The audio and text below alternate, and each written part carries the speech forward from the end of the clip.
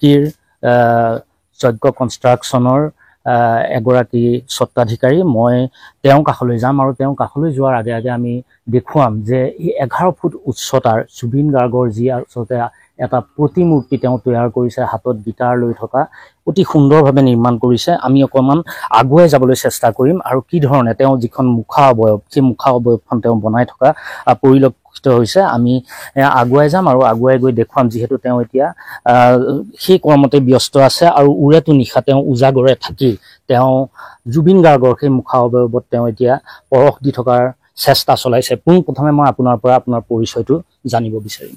নমস্কাৰ। মই প্ৰথমে জুবিনদাৰ এগৰাকী অনুৰাগীৰ লগতে যজ্ঞ কনষ্ট্ৰাকশ্যনৰ স্বত্বাধিকাৰী তথা মেনেজমেণ্ট ডাইৰেক্টৰ আৰু আগতে ভাস্কৰ্য শিল্পী হিচাপে কাম কৰি আছিলোঁ। প্ৰায় আমাৰ 3-4 বছৰমান হ'ল মই এই কাম বৰ্তমান নকৰা হ'লোঁ। বৰ্তমান মই কনষ্ট্ৰাকশ্যনৰ কামৰ লগতে জড়িত।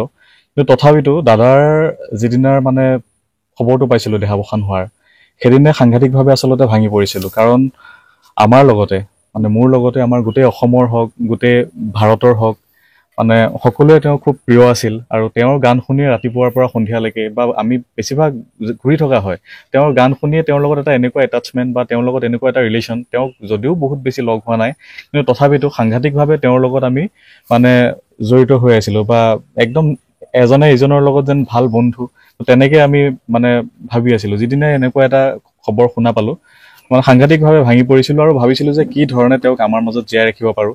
তেওঁ যিখিনি কৰ্ম কৰি থৈ গৈছে, তেওঁ যিখিনি অসমক, ভাৰতক, বিশ্বক যিখিনি দি থৈ গৈছে, সেইখিনি আমাৰ ফালৰ পৰা ন্যূনতম কিবা এটা দিয়াৰ প্ৰয়াস আমি কৰিছোঁ। আৰু তেতিয়াৰ পৰাই আজি ডেটলৈকে প্ৰায় আপোনাৰ সদায় কণ্টিনিউ, আজিতো পূজাৰ দিন আপুনি গমেই পায়, এতিয়াও ঘৰলৈ যোৱা নাই। মই বুলি নহয়, আৰু সতীৰ্থ কেইজন আছে, লগতে 5-6জন আছে, গোটেইকেইজন কোনো পূজাত ঘৰত যোৱা নাই। আমি প্ৰায় মানে দিন ৰাত উজাগৰে থাকি দাদাৰ যি প্ৰতিমূৰ্তি আছে, প্ৰায় 11 ফুটৰ প্ৰতিমূৰ্তি আছে, মনে প্ৰাণে চেষ্টা কৰি আছোঁ যেন তেওঁৰ প্ৰতিমূৰ্তিটো প্ৰাণ দিয়াত বা তেওঁৰ প্ৰতিমূৰ্তিটো যি ধৰণৰ তেওঁ অৱয়ব আছিল বা দেখাত যি ধৰণৰ আছিল 100% যাতে তেওঁৰ দৰে লাগক। তথাপিতো 100%টো কৰিব নোৱাৰোঁ, কোনো বিশ্বকৰ্মা নহয় আৰু কাম বাদ দিয়াও যথেষ্ট সময় হৈছে।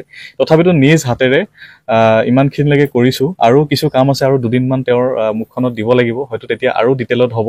আৰু বাকী আমাৰ লগত আমাৰ সতীৰ্থ বহুকেইজন লাগি আছে, মৃদুল খুৰা হওক, ৰাজুদা হওক, ভৱেন হওক, দেৱজিৎ দা হওক, এনেকৈ বহুকেইজন লাগি আছে, আপোনালোকে হয়তো দেখা পাব। আৰু 11 ফুটৰ প্ৰতিমূৰ্তিটো হয় আমি প্ৰথম স্থাপন কৰিম ইয়াক আমাৰ 2 নম্বৰ কাকি, মোৰ যিটো আমাৰ যজ্ঞ কনষ্ট্ৰাকশ্যনৰ অফিচ আছে তাৰে ফ্ৰণ্টতে আমাৰ 2 নম্বৰ কাকি চাৰিআলিত। তো তাতে আমি খুব ধুনীয়াকৈ তেওঁৰ যিটো ভেটি, এইখিনি গোটেইখিনি তাতো দিনে ৰাতিয়ে প্ৰায় 15-20জন মানুহে কণ্টিনিউ কাম কৰি আছে। বৰ্তমান অলৰেডি তলটো হৈ গৈছে, ঢালাই চালাইকে আদি কৰি এতিয়া টাইলছ লগোৱাকে আদি কৰি কামখিনি চলি আছে। আৰু গোটেই অসমৰ ৰাইজে সাংঘাতিক ভাল পাইছে, সকলোৱে আশীৰ্বাদ কৰিছে, লগতে জুবিনদাৰো আশীৰ্বাদ আছে যাতে সেইবাবে হয়তো ইমানখিনিলৈকে আমি কৰিব পাৰিছোঁ আৰু সকলো উপস্থিত থাকিব বুলি আশা কৰিছোঁ। আৰু আপোনালোকৰ নিউজ লাইভৰ মাধ্যমেৰে মই জনাব খোজোঁ যে আমাৰ কাকিবাসী হওক বা হোজাইবাসী হওক, নগাঁওবাসী হওক তথা গোটেই অসমৰ সকলোকে মোৰ ফালৰ পৰা যিদিনা দাদাৰ প্ৰতিমূৰ্তি স্থাপন কৰা হ'ব, সেইদিনা যাতে সকলো উপস্থিত থাকে, সকলো একত্ৰিত হৈ দাদাক আমি প্ৰতিষ্ঠা কৰিম, তাতে সকলোকে মোৰ ফালৰ পৰা নিমন্ত্ৰণ থাকিলে। এটা সুন্দৰ পৰিৱেশ,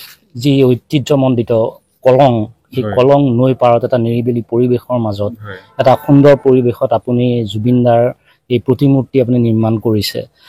আচলতে মানুহজনে আছিল তেনেকুৱা জুবিন দা, যে সকলোৰে হৃদয়ত আজিও বিৰাজ কৰি আছে, পাহৰিব নোৱাৰা কোনো পাহৰিব নোৱাৰা।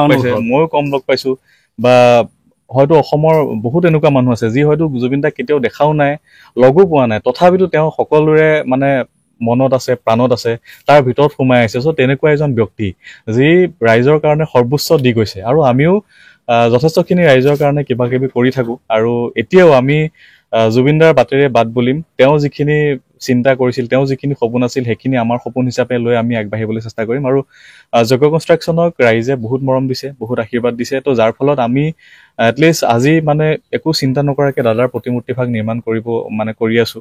প্ৰায় তেনেকৈ 3টা ঠাইত আমি প্ৰতিমূৰ্তিভাগ দিম বুলি ভাবিছোঁ, আৰু আমাৰ প্ৰায় এসপ্তাহমানৰ ভিতৰত আমি সম্পূৰ্ণ কৰিবলৈ চেষ্টা কৰিম 100% আমাৰ ফালৰ পৰা। আৰু ইয়াতে কি কি সামগ্ৰী ব্যৱহাৰ? ইয়াতে বৰ্তমান এইটোতো আমি ক্লে দি পেলাই কৰি আছোঁ, আৰু বাকী আপোনাৰ এইটো মল্ডিং কৰা যাব, ফাইবাৰ গ্লাছ দিয়ে মল্ড ল'ম, আকৌ ফাইবাৰ গ্লাছ দিয়ে আমি ষ্টেচুটো আমি ৰেডি কৰিম, মানে ফাইবাৰ গ্লাছতে হ'ব। এইটো সম্পূৰ্ণ আপোনাৰ নিজা হেৰিত হৈ আছে, সম্পূৰ্ণ নিজা হেৰিত তেনেকে নিজাববীয়াকে কৰিছো। কাৰণ প্ৰকাৰ এটা ডাঙৰ শ্ৰদ্ধাঞ্জলি আপোনাৰ ফালৰ পৰা জুবিন দাৰ বাবে। হয়, তেওঁ যিখিনি দি গৈছে বা তেওঁৰ পৰা যিখিনি বস্তু পাইছো, যিখিনি শিকিছো, তাৰ কাৰণে মোৰ পৰা সাধাৰণ কিবা এটা। তো মই কিন্তু কোনো পইচাৰ কাৰণে কৰি থকা নাই, কাৰণ মই পইচাৰ কাৰণে যদি কৰিলো হয়, মই মানে ঘৰ বনাই থাকিলো হয় বা ক'ৰবাত মিটিঙত ব্যস্ত থাকিলো হয়, ক্লাইণ্টক লগ কৰিলো হয়। সকলো বাদ দি দিনে নিশাই উজাগৰে থাকি দাদাৰ কাৰণে নিজৰ হাতেৰে কিবা এটা কৰি আছো।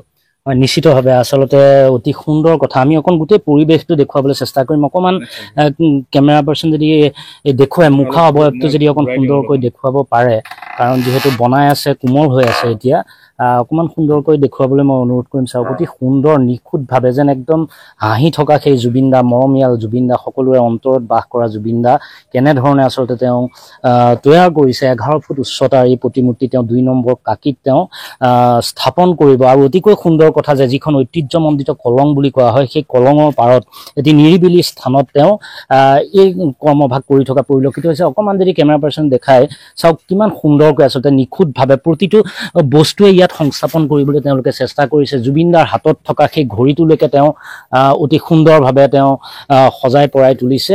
আৰু এইসকল শিল্পীয়ে উৰেটো নিশা উজাগৰে থাকি তেওঁলোকে কি ধৰণে আচলতে জুবিনদাৰ এই প্ৰতিমূৰ্তিত এটা প্ৰাণ দিয়াৰ চেষ্টা কৰিছে। আচলতে সঁচাকৈ সেই মহান শিল্পীগৰাকী আজি আমাৰ মাজত নাই, কিন্তু তথাপিও তেওঁ যেন মৰিও অমৰ। সকলোকে কন্দুৱাই তেওঁ এই সংসাৰ ত্যাগ কৰিলে যদিও আজিও আমাৰ অন্তৰত তেওঁ বিৰাজ কৰি আছে। আমি দেখুৱাই আছো পোনপটীয়াভাৱে নিউজ লাইভৰ দৰ্শকসকলক। এই সকল লোকে এই দুৰ্গা পূজাৰ সময়তো তেওঁলোকে নিজৰ ঘৰত নগৈ জুবিনদাৰ এই প্ৰতিমূৰ্তিত যাতে সুন্দৰকৈ তৈয়াৰ কৰিব পাৰে তাৰে এক চেষ্টা কৰি থকা পৰিলক্ষিত হৈছে। অতি লক্ষণীয় বিষয়। আৰু তেওঁ একান্ত নিজাববীয়াকৈ তেওঁ এই কৰ্মভাগ কৰিছে। কোনো ধৰণৰ কাৰো লগত কোনো সম্পৰ্ক নোহোৱাকৈ তেওঁ এনেধৰণে এই কৰ্মভাগ কৰি থকা পৰিলক্ষিত হৈছে। আৰু এজন লোক আছে, মই তেওঁৰ পৰা জানিব বিচাৰিম, কি ক'ব আচলতে কেনেকুৱা লাগিছে ইমান এটা সুন্দৰ পৰিৱেশ, কি ক'ব?